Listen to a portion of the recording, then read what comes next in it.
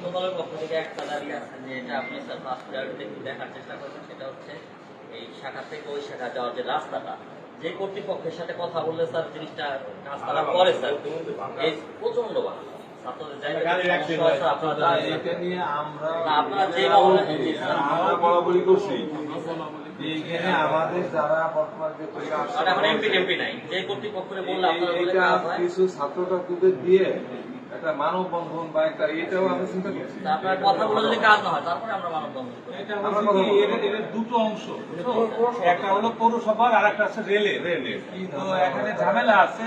এখানে আমরা আগে থেকেই আমার যারা পূর্বসূরি ছিল তারা আগে থেকেই বলেছে, তারপরে তখন বলেছে যে ইয়েতে বাজেট নেই, ওই পৌরসভায় বাজেট, এখন তো সমস্ত দিন চলে গেছে।